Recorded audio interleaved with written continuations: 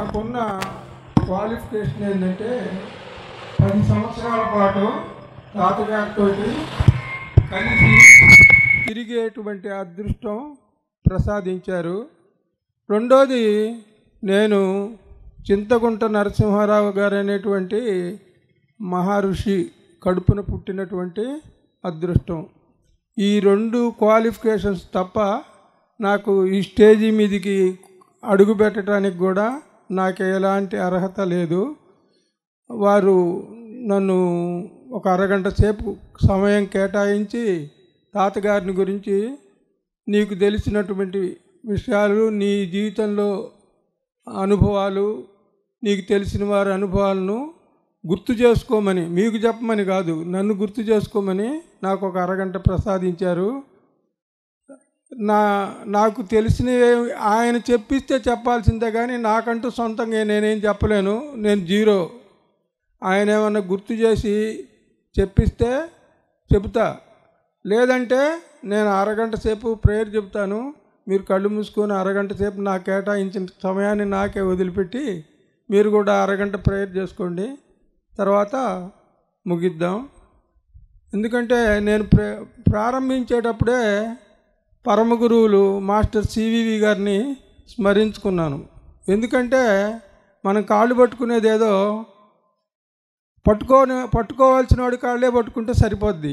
రెడ్డి గారి కాళ్ళు పట్టుకున్నాను అనుకోండి, నాకు ఒక గంట కేటాయిస్తాడు, కానీ ఆ సబ్జెక్ట్ రాదు.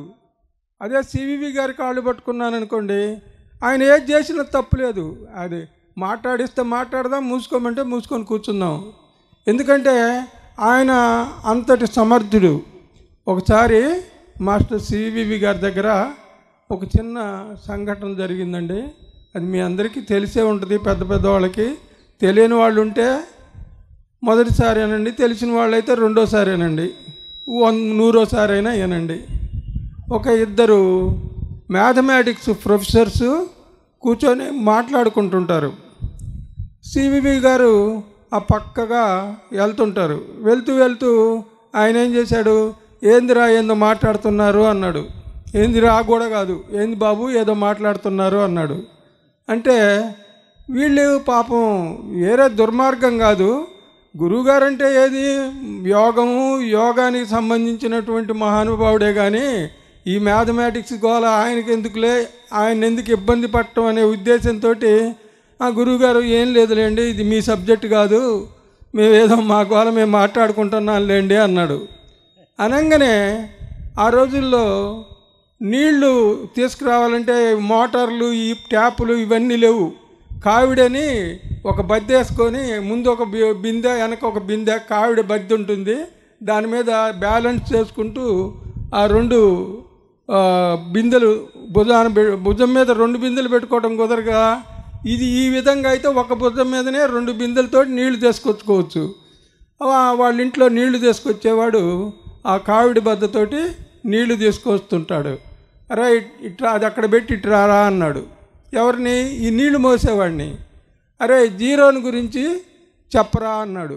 వాడికి ఏంది, నేనంతో మా అన్నయ్య ఇంకా వాడు నాకు సంతకం చేయటవచ్చు, వాడికి అది కూడా రాదు. వాడు మ్యాథమెటిక్స్ జీరోని గురించి ఈ ప్రొఫెసర్స్ ఏదైతే మాట్లాడుకుంటున్నారో దాని కంటిన్యూషను ఇంగ్లీష్లో మాట్లాడటం మొదలుపెట్టారు. ఎవరు? ఈ కావిడితో నీళ్లు తీసుకొచ్చేవాడు. వాళ్ళిద్దరు ప్రొఫెసర్స్ ఇద్దరు వచ్చి గబానక గురువుగారి కాళ్ళ మీద పడ్డారు. అయ్యా తప్పు, మేము అన్యదా భావించొద్దు, మిమ్మల్ని దుర్మార్గంగా కాదు, ఇదేదో తిక్కల సబ్జెక్టులే మీకెందుకని నేను చెప్పలేదు, కానీ మీ గొప్పతనాన్ని మేము కించపరిచే విధంగా కాదు స్వామి అని వాళ్ళు రుజువు చేశారు.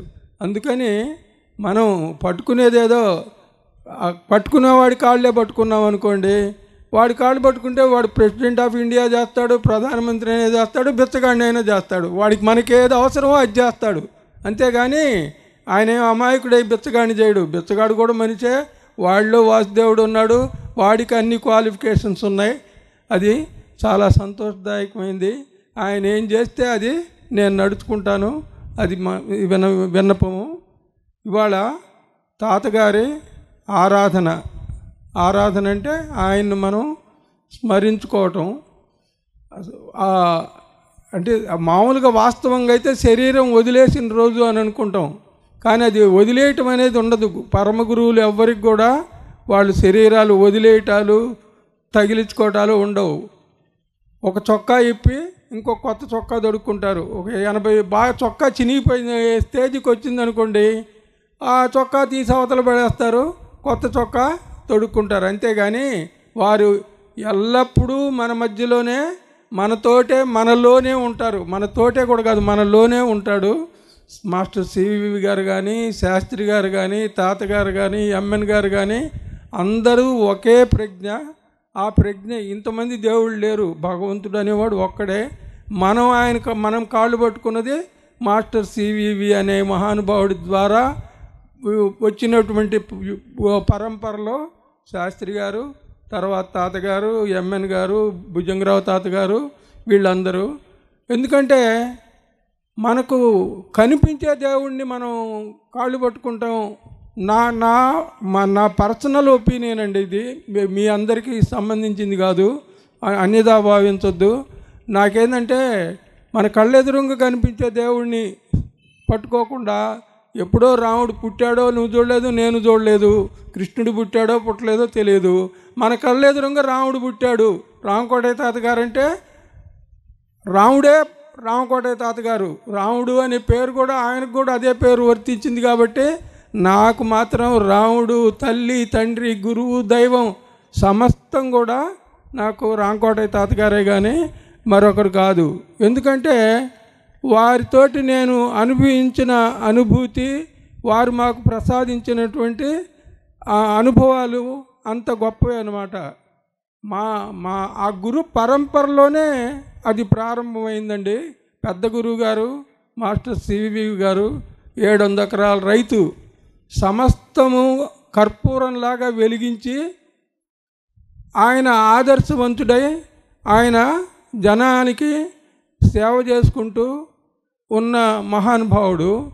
ఈ రోజుల్లో మనకు ఇది ఎప్పుడు 1910, ఇప్పుడు 2024కి వచ్చాం. అంటే 124 సంవత్సరాల కిందటనే ఆ మహానుభావుడు ఆయన ఆస్తి మొత్తాన్ని కూడా కర్పూరంలాగా హారతి కర్పూరంలాగా వెలిగించేసేసి ఇంతమందికి సేవ చేసుకున్నటువంటి మహానుభావుడు. ఇవాళ ఏంది మామూలుగా ఎవరైనా ఏలు ఇరిగిందిరా, కొంచెం ఒంటేలు పోయిరా అంటే నాకు ఎంత ఇస్తావని అడుగుతాడు. అలాంటి రోజుల్లో ఆ మహానుభావుడు కులము, మతము, ఎలాంటి ఈ తేడా లేకుండా అందరికీ, వాడు టీబీ పేషెంట్ అయ్యి వచ్చాడనుకోండి, ఒక పైసా ఖర్చు లేకుండా టీబీ నయం చేసేవాడు, ఒక పైసా ఖర్చు లేకుండా క్యాన్సర్ నయం చేసేవాడు, ఒక పైసా ఖర్చు లేకుండా పెరాలసిస్ నయం చేసేవాడు. వాళ్ళకి అసలు వాళ్ళు ఏం చేశాము, మనం ఎంతమందికి ఉపయోగపడగలిగాము అనేటువంటి తపన తప్ప వారికి మనకేంది మనము అనేది వాళ్ళకి గుర్తుండదు. ఎదుటివాడిని గురించి 24 గంటలు ఆలోచించడం తప్ప వాళ్ళని గురించి వాళ్ళు ఆలోచించుకునేటువంటి ఆలోచన లేదు. కాబట్టి ఎప్పుడో 30 సంవత్సరాలు 40 సంవత్సరాల కిందట తాతగారు శరీరం వదిలేస్తే ఇవాళ రోజు ఇంతటి మహత్తరమైనటువంటి ప్రోగ్రాం జరుగుతుంది. తాతగారి కన్నా భాగ్యవంతులు చాలామంది ఉన్నారు. తాతగారు 100 ఎకరాల రైతు. ఆ 100 ఎకరాలు కూడా ఆయన శరీరం వదిలేసేసరికి జీరోకి వచ్చింది. ఇవాళ మనం ఈ ఆశ్రమం కట్టుకున్నామే, ఆ స్థలాన్ని కూడా వారు శరీరం వదిలేసిన తర్వాత ఒక మహానుభావుడు ఆయన జేబులో డబ్బులు పెట్టి కొని రిజిస్టర్ చేయించి మనకు ఆశ్రమానికి ప్రసాదించాడు. అంటే ఏంది, ఎలాంటి ఆస్తిపాస్తులు లేని, అంటే ఆయన శరీరానికి చోటే మందిరం కట్టుకోవడానికే చోటు లేదంటే జీరో ప్రాపర్టీ కింద లెక్కే కదా. అలాంటి మహానుభావుడు ఇవాళ రోజు ఏది, ఆయన వెళ్ళిపోయి 30-40 ఏళ్ళు అవుతుంది. కానీ ఈరోజు కూడా మనం ఆయన శరీరం వదిలిన రోజు వచ్చిన ఆ ఇన్సిడెంట్ చూసిన వాళ్ళకి తెలుస్తుంది ఎంతమంది వచ్చారో, ఎంత ఏడ్చారో. అవన్నీ ఎవడు నీకు 1000 కోట్ల ఆస్తున్నా ఇవాళ ఇందిరాగాంధీ చనిపోయినా ఎవడాడవడు, ఇంకొకళ్ళు పోయినా కూడా ఆడవడు. అక్కడ ఆ రోజు తాతగారిని శరీరం వదిలేసిన రోజు మనకి ఇంకా మెచ్యూరిటీ రాలే. ఏంది, ఆయన వెళ్ళిపోయాడని ఏడ్చాం, కానీ ఆయనకి వెళ్ళిపోవటం అనేది లేదు. ఆయన సశరీరుడు, ఎప్పటికీ ఆయన ఉంటాడనే జ్ఞానం లేక మనం ఆ రోజు ఏడ్చాం. నాకు ఇవాళ పొద్దున కూడా నేను బట్టలు తొడుక్కుంటుంటే నాకు ఏడుపు వచ్చింది నిజంగా. ఎందుకంటే ఆయన దగ్గర మనం పొందినటువంటి అనుభూతి అంత గొప్పదనమాట. ఆయన ఏనాడైనా కానీ తన బిడ్డల్లాగా చూసుకున్నాడు, కానీ నన్నొక్కడిని కాదు, ఎవడికి వాడు ప్రతి ఒక్కడు కూడా తాతగారు నన్ను బాగా చూసుకుంటాడు అనుకునేవాడే, కానీ నన్ను తక్కువగా చూశాడని కానీ, నన్ను ఇబ్బంది పెట్టాడని కానీ, నన్ను ఒక మాట అన్నాడని కానీ ఏనాడు కూడా ఎరగం. ఎందుకంటే అంతటి మహోన్నతమైనటువంటి వ్యక్తి అన్నమాట వారు కోపంగా ఉండటం కానీ, వారి ముఖంలో సీరియస్నెస్ కానీ నేను ఆ 10 సంవత్సరాల అనుభవంలో నేను ఏనాడు చూసి ఎరగనండి. ఏనాడైనా ఏంది బాబుగారు అని ఎంతో ప్రేమగా, ఎంతో ఆప్యాయతగా ఉండేవాడు. ఆయనకేంది 24 గంటలు కూడా శాస్త్రి గారు ఇంక రెండో మాట లేదు. నేను ఒక సర్పంచ్కి చేశాను, మినిస్టర్ గారి తమ్ముడిని, నేను ఒక 100 ఎకరాల రైతును, నేను ఇదిగో అంతకుముందు ఇక్కడికి కృష్ణా వాటర్ అగ్రికల్చర్కు నీళ్లు లేవు. ఈ మహానుభావుడు వల్ల వాళ్ళ అన్నగారిని పట్టుకొని ఆయన సెంట్రల్ మినిస్టర్ గారు కొత్త రఘురామయ్య గారు, అయితే ఆయన ద్వారా ఈ ఏరియాకు ఒక నీటిపారుదల కెనాల్ తీసుకొచ్చాడు. మరి అది సామాన్యమైన విషయం కాదు. ఎంతమంది రైతులకు పొలానికి నీటి సౌకర్యం వచ్చిందంటే దాని అంతకుముందు చాలా విలువ తక్కువ భూములు అన్నమాట ఇవి. ఇప్పుడు నాకు మొన్న రెడ్డి గారు చెప్పాడు, ఎవరు తాతిరెడ్డి వాళ్ళ తాలూకు విలువలేని భూములు. ఆయన ఆ కెనాల్ తీసుకొచ్చిన తర్వాత ఎంతో విలువైనటువంటి భూములైనవి. అట్లాగే మన నాగార్జున యూనివర్సిటీ ఇక్కడ పెట్టించారు. అది కూడా వాళ్ళ అన్నగారిని పట్టుకొని, ఆయన సెంట్రల్ మినిస్టర్ గారు ఆయన్ని పట్టుకొని తీసుకొచ్చి ఇక్కడ యూనివర్సిటీ పెట్టించాడు. కానీ మేము ఎవరో వీళ్ళు చేస్తే నేను విన్నాం, కానీ ఈ మాట ఆయన 10 సంవత్సరాల కాలంలో నేను ఈ పని నేను కాలువ తెచ్చానని కానీ, మరి నేను యూనివర్సిటీ మా అన్న ద్వారా యూనివర్సిటీ పెట్టించానని కానీ ఏనాడు చెప్పెరగడు.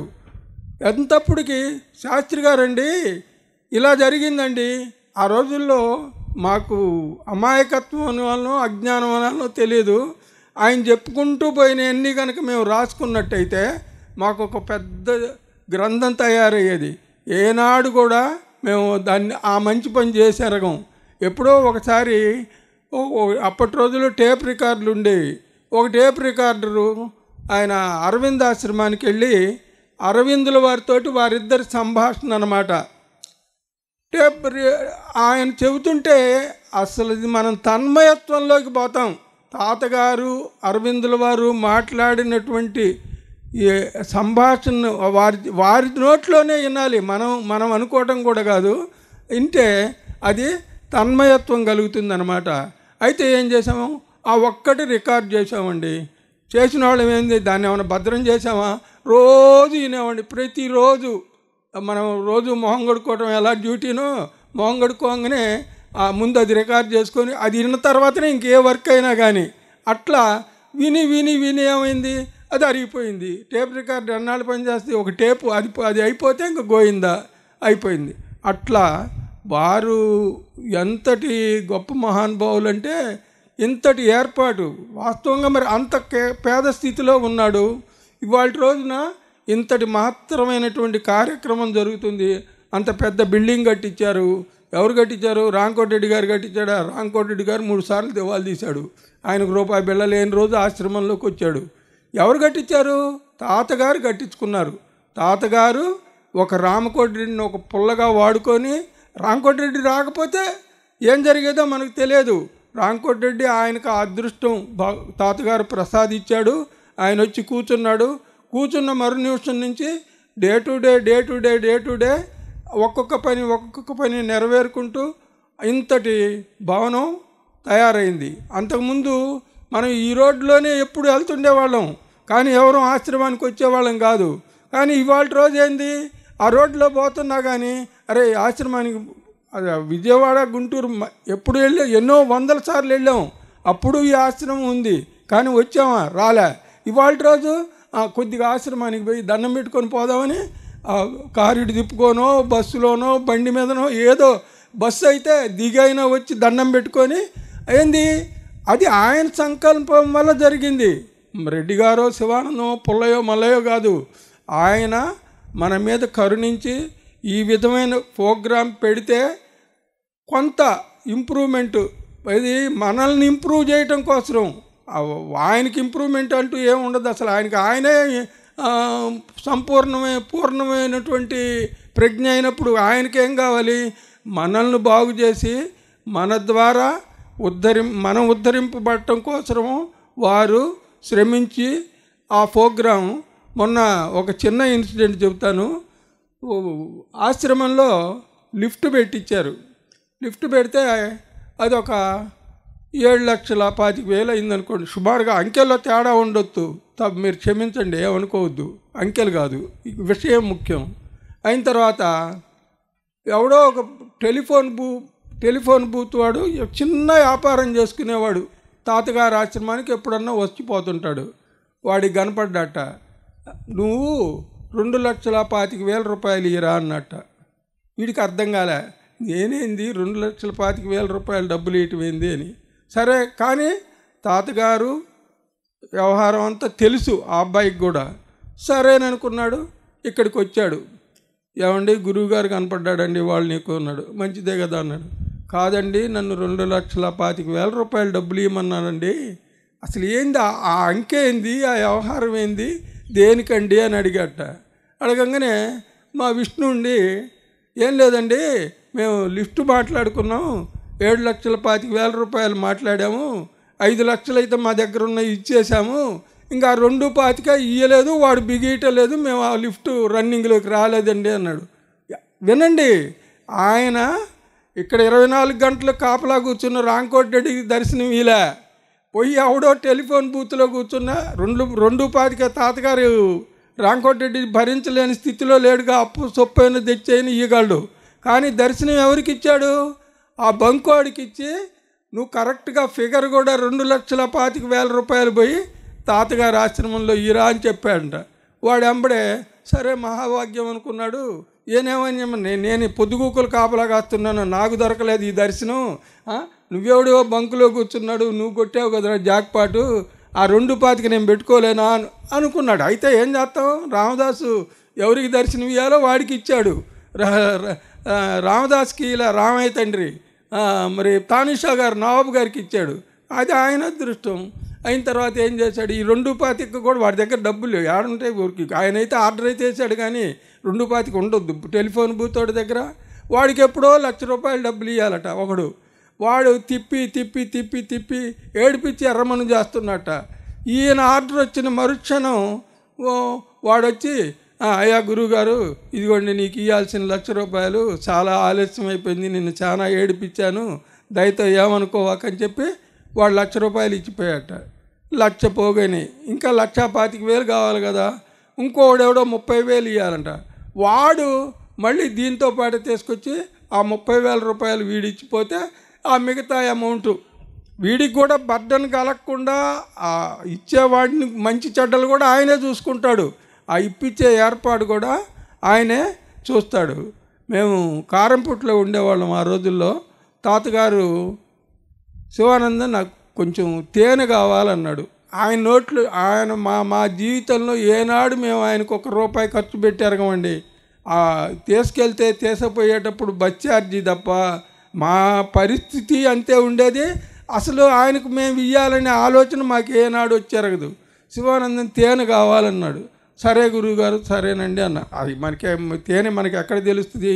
ఆయన ఇంటికి పోగానే ఒకడు వచ్చాడు, గుత్తికొండని, ఆ దగ్గర అడవి, అదంతా ఫారెస్ట్ అనమాట. ఇది మనకు ఒక లారీ ఉండేది. ఆ డ్రైవర్లు క్లీనర్లు ఇట్లా తెలిసిన జనంలో శివానందం గారు మంచి తేనె ఉందండి కావాలండి అన్నాడు. అనగానేంది ఇప్పుడు నేను ముందేగా చెప్పాడుగా గురువుగారు, చెప్పంగానే కావాలి తీసుకురా అన్నాడు. వాడు బ్రహ్మాండంగా 2 సీసాలో 3 సీసాలో తీసుకొచ్చి ఇచ్చాడు. తీసుకురాగానే చేసేపోయి తాతగారికి గొప్ప చెప్పా. ఆయన కొన్ని రోజులు అయిపోయింది. మళ్ళీ ఆయనకు తేనె కావాలనే టయానికి ఎవడో ఒకడు ఈడే వస్తాడు, వీడు తీసుకొచ్చి తేనె ఇస్తాడు. నేను ఆయన శరీరం వదిలేసిన తర్వాత ఆ తేనెవాడు కనపడలేదు. ఈరోజు వరకు మళ్ళీ మమ్మల్ని వచ్చి తేనె కావాలి అన్నిసార్లు తేనె తీసుకొచ్చిన వాడు కరెక్ట్గా ఆ ఇన్సిడెంట్ తర్వాత ఇంక తేనె అనేది మాకు కనపడలే. కొన్ని సంవత్సరాల పాటు ఏదన్నా మనకు కావాలంటే మనం ఖాదీ బండార్లో కొనుక్కోవటం తప్ప, అంటే ఏంది వాళ్ళ అవసరాలు మొత్తం కూడా పైనుంచి ప్లాన్డ్గా జరుగుతుంటాయి తప్ప మన ఏర్పాటు మనం చేసేదంటూ ఏముండదు. మన ఊరికి ఒక పూచిక పుల్ల. అయితే ఏంటంటే మనకు ఆ భాగ్యం ప్రసాదించారు. లేకపోతే ఈ తొక్కలో తేనె ఆయనకు దొరకంది కాదు. అసలు ఆయనకి తేనె అవసరం. ఆయనే అమృతం అయితే ఆయనకి తేనె ఎందుకండి? అమృతానికి తేనె కావాలని, అమృత కన్నా విలువైందే తేనె. మనల్ని ఉద్ధరించడం కోసమని ఆయన ఏదో ఒక బాణం వేస్తాడు. అదేది ఒకసారి నన్ను గుంటూరు రమ్మన్నాడు. గుంటూరు వచ్చా, 3 రోజులున్నా ఏం చెప్పడు, 4 రోజులున్నా ఏం లేదు. నాకు ఇసుకు పుట్టింది. ఏంది పున్నమ్మగా అప్పటి రోజుల్లో మాకు జ్ఞానం కూడా మనం ఒకళ్ళకి బర్డన్స్ అమ్ముకుంటాము. వేరే వాళ్ళ ఇంట్లో మనం ఇన్నేసి రోజులు అన్నం తినకూడదు. ఆ తల్లి చల్లటి వేళ గుర్తొచ్చింది. తంబలు పోయి వాళ్ళ ఇంట్లో అన్నం తినేవాళ్ళం. అసలు ఇది వీళ్ళు ఎంతమందికి అన్నం పెట్టగలుగుతారు, వీళ్ళు ఎందుకు పెట్టాలి, ఏం ఆలోచన తెలియదు. వాళ్ళ అన్నం టయానికి అందరం పోయి అన్నం తింటాం, ఆయన ఎదురుగా కూర్చుంటాం. ఇదే తెలుసు కానీ వాళ్ళకి బర్డన్ అనేది కూడా తెలియదు మనకు. అయితే పున్నమ్మ గారంటే విజయసారథి వాళ్ళ అమ్మగారు. అయితే చివరికి 5 రోజులు అయింది. నాకు అక్క ఏందక్క 5 రోజులైంది అక్క, మరి రమ్మన్నాడు. మాకు ధైర్యం లేదు, ఎందుకు రమ్మన్నావు ఏంది అని అడిగే ధైర్యం లేదు. ఆయన చెప్పింది ఆచరించటం తప్ప ఎదురు మాట్లాడటం అనేది ఏం ఉండదు. ఆయన చెప్పాడంటే దానికి ఏదో కారణం ఉంటుంది.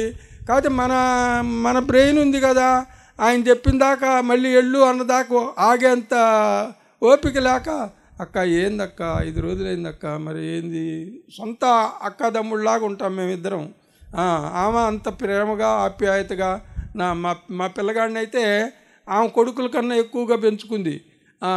వాళ్ళ ఇంట్లో మేము అద్దెకున్నాం, వాళ్ళ అమ్మగారింట్లో.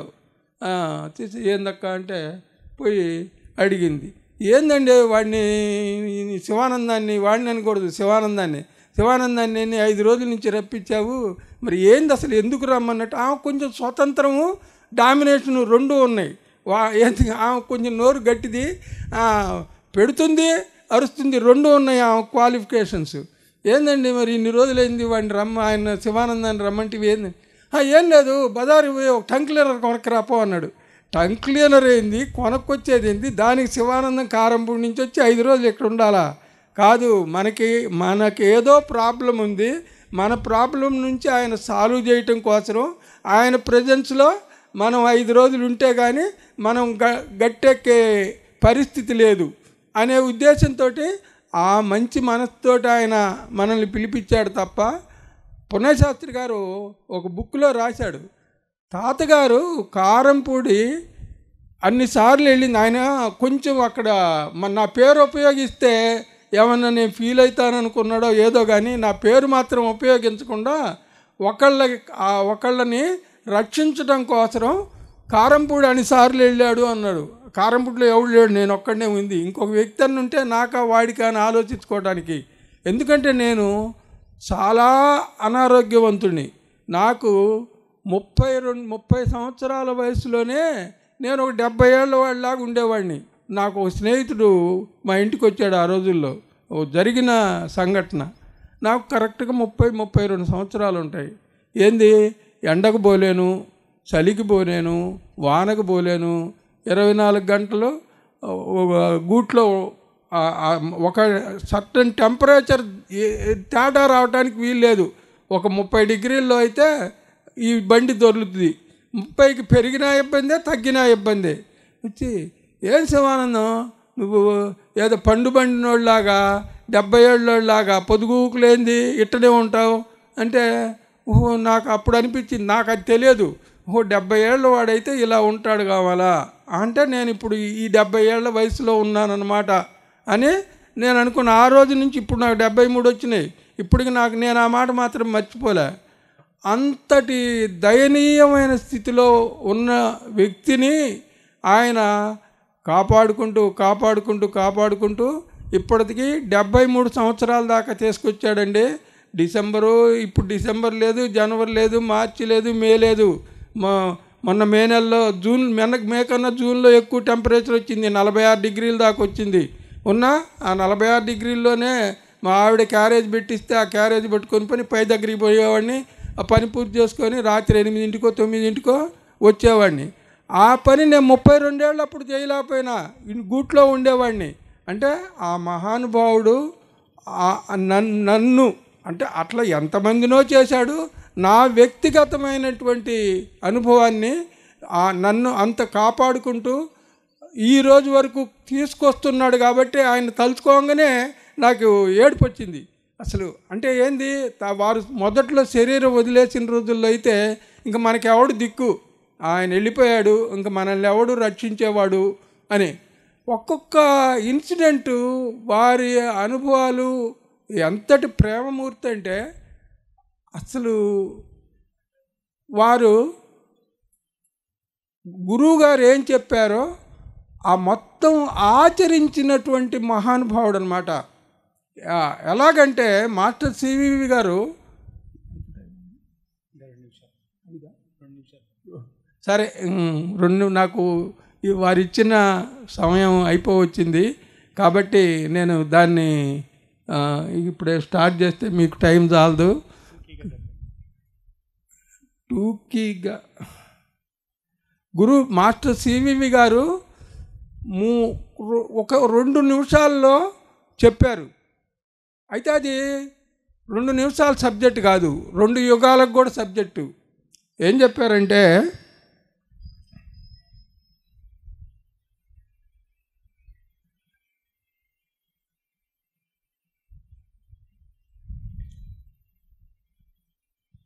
తాను, తన చుట్టుపక్కల వారు, తన ఆప్తులు అనుక్రమముగా లోకమునంతను ప్రేమించి లోకమునంతను కడతేర్చువాడు కావలను.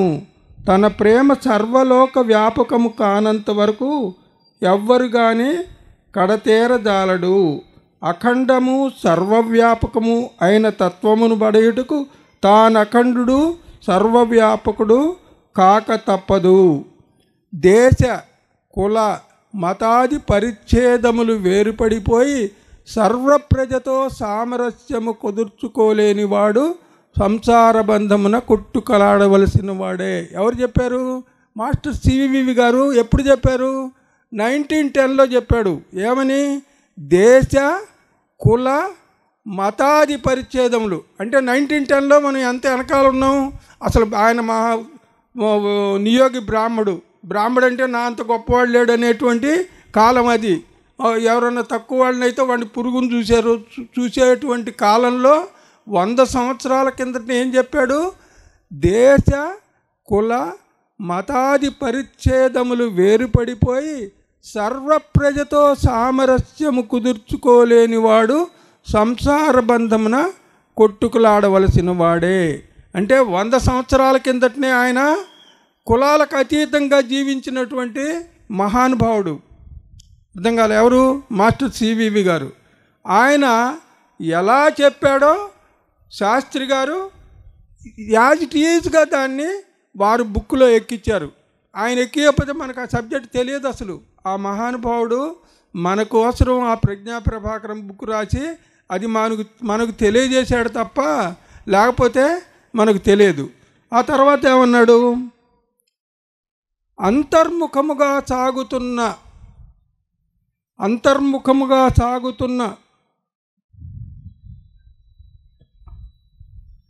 ఆయన గుర్తు చేస్తేనే మనకు వస్తుంది. టైం అయిపోయిన తర్వాత మనం ఆక్రమించుకొని వేరే వాళ్ళ టైం తింటే ఆ సబ్జెక్ట్ కూడా రాదు. దయతో క్షమించండి. నేను మొట్టమొదటిలోనే చెప్పాను, అది నేను కొన్ని 100 సార్లు చెప్పింది మా సబ్జెక్టు, కానీ మనం ఒకళ్ళ టైం తీసుకుంటున్నాం కాబట్టి ఆయన ఫుల్ స్టాప్ పెట్టాడు. సెలవు తీసుకుంటున్నాను.